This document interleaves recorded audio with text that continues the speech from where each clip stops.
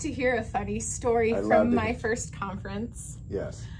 So, this might spook you a little. It spooked me just a tiny bit afterwards, and I'm thinking, oh, geez. So I show up for this first conference pretty early. I get there. I am the second person to walk into this conference room. The first person's one of the presenters. And they're like, oh, usually somebody else shows up with me. He's got the clipboard to check everybody in. So I busy myself looking at this beautiful aquarium wall that's the backdrop and just chit-chatting with a few other people that are showing up. Right before the conference starts, I realized I haven't checked in yet to this conference. And I'm looking around and I see people going to the back, the guy with the clipboard. And he looks pretty official. You know, all these guys from Bass Pro, they're wearing these name tags. The presenters are in their shirts with their National Shooting Sports Foundation badges and all these fancy logos on their shirts and everything. And I walk up and I look, and the presenter with the clipboard says FBI on his shirt. And I'm like, hi, I'm here to check in for the conference that I registered for. Last name is, and I give him my last name, and he looks at me, he goes, I know who you are, Maggie. I did not register with my nickname. I registered with my given name for this conference. And so that was just this surreal moment. And he goes, that came out kind of wrong. He goes, I am a big fan of the channel.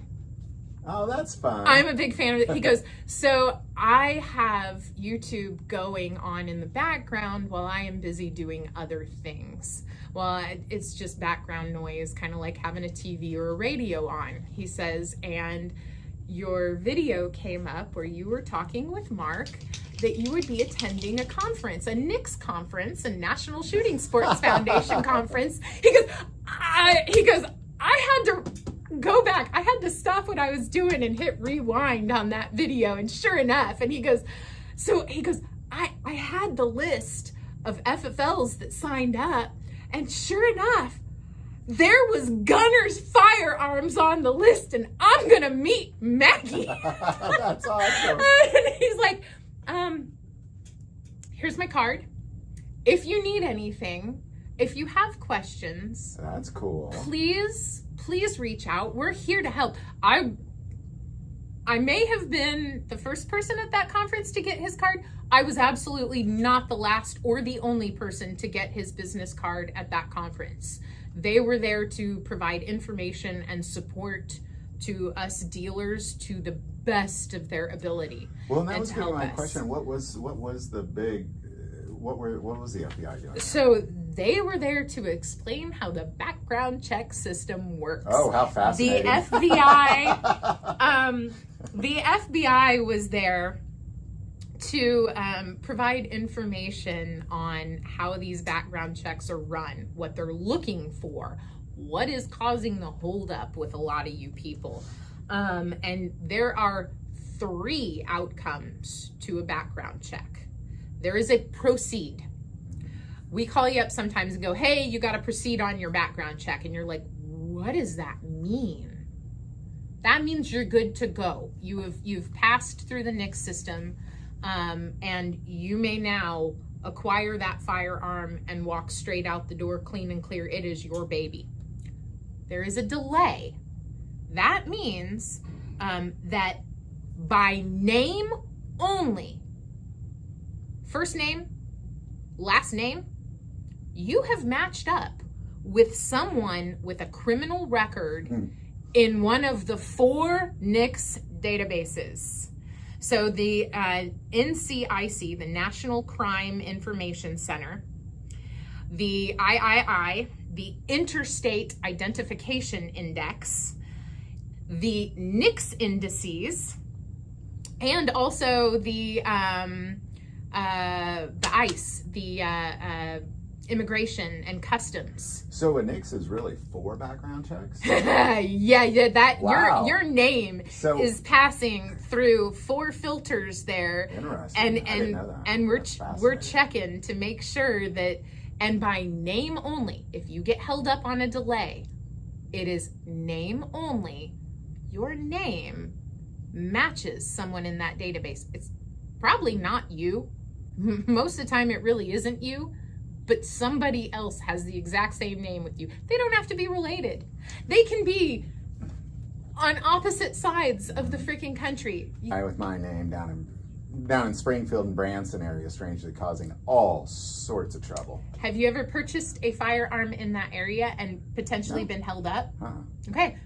But I use my middle name, and he's got a different middle initial. Okay, so I think that might be what that does help. Yeah. Also, question 16 on Form 4473 says, if you have a social security number, it's optional. It's not required, but that is one additional point that differentiates you from somebody else that potentially has your same name and is on a list of registered offenders or felons or domestic violence or illegal aliens or someone who is not lawfully or legally supposed to be here or lawfully or legally supposed to own firearms.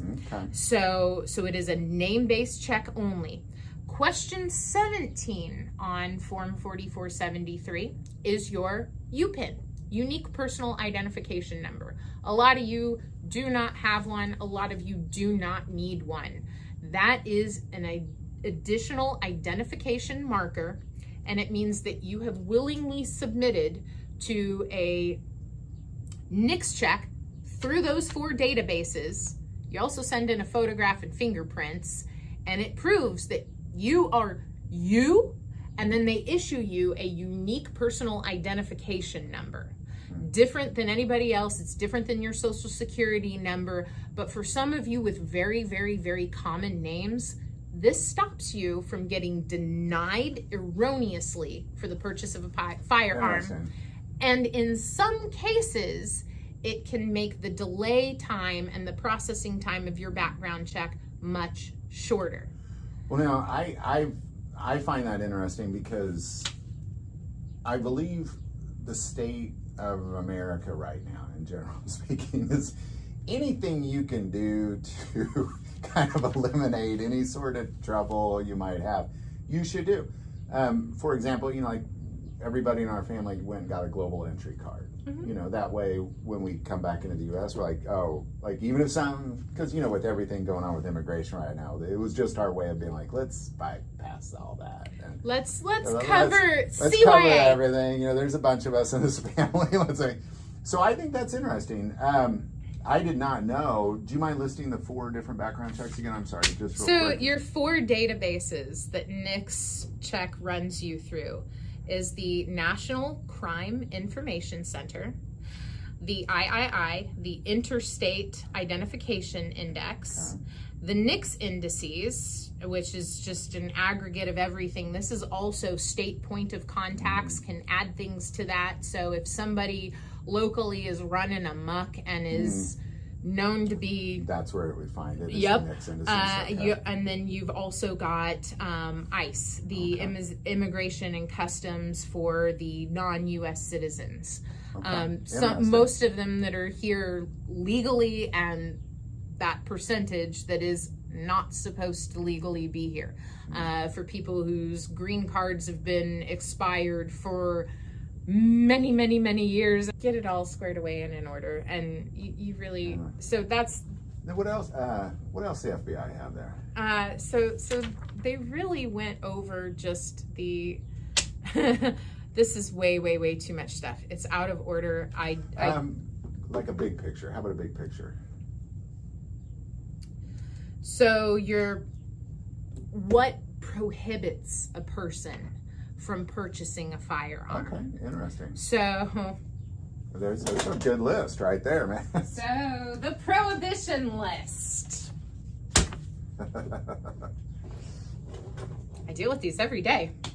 You deal with these every time you purchase a gun from a licensed dealer. So it's really the yes or no questions? This is question 21 and all of its letters.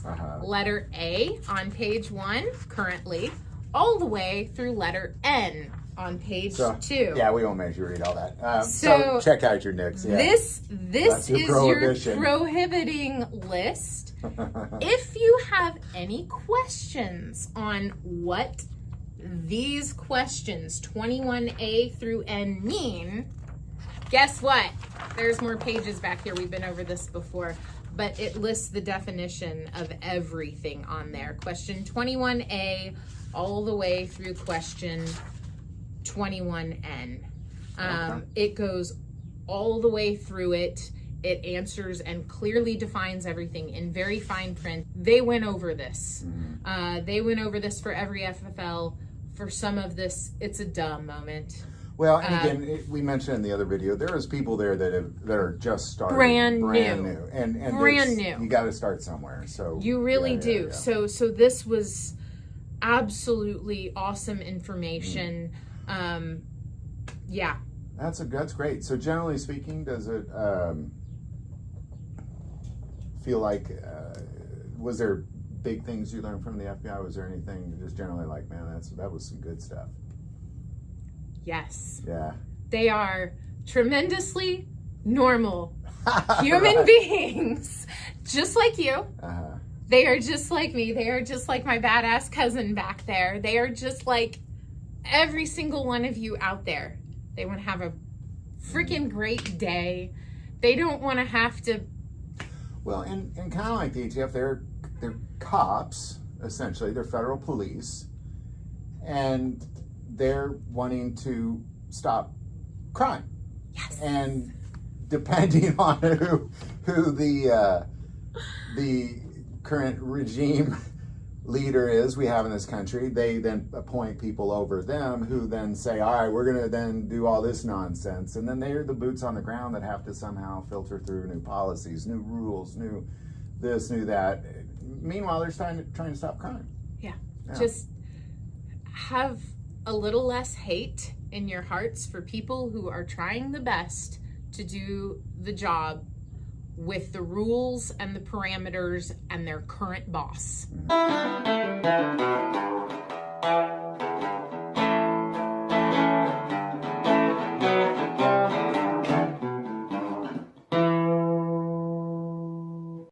As many of you may or may not know, about a year ago I was dealing with a very serious heart condition. And through some procedures and a dramatic change in my lifestyle, I've found my way to a whole different level of health. And one aspect of that, and it's something that I believe is extremely important to talk about because Americans are not talking about it. I've really never heard anybody talk about it, to be quite honest, is the health benefits from the super hot peppers like a Trinidad scorpion pepper, because that has been one aspect of what I have done over the last year. Is a friend of mine who lost 110 pounds in 7 months just drinking a drink that he made with Trinidad scorpion peppers. I've been doing that as well. I saw how it changed him. I wanted in on that. And what it has done is it's been one aspect of it. Of course, diet, exercise, that sort of thing is very important as well. But what this has done is not just allow me to lose weight, but I sleep better. I have a better outlook on life. I was actually having lunch with the guy that makes this the other day, and his brother committed suicide. He was dealing with addiction, he was dealing with depression, and he committed suicide. And my friend believes wholeheartedly, had he invented this drink before that, he would be alive today. And I kind of question that, like, well, that's a big statement to make. But ultimately what he's claiming is the capsaicins in those super hot peppers really satisfy your pituitary gland, which is the basis of addiction. And if you watch Johnny Schofield on YouTube, check him out. But he's fought addiction, and now he's addicted to hot peppers instead because it satisfies that same desire. So I think it's important to talk about better outlook in life, sleep better, lose weight, fight addiction. The link's below. Check it out. Just drinking Trinidad scorpion peppers, and it is hot. I'll give you a little warning, but he's taken out the binding agents that, you know, so when it's hot, it's only hot for like a minute or two. It doesn't burn for hours. So there you go, man. I couldn't put down Trinidad scorpion peppers. This is how I do it. That link is below.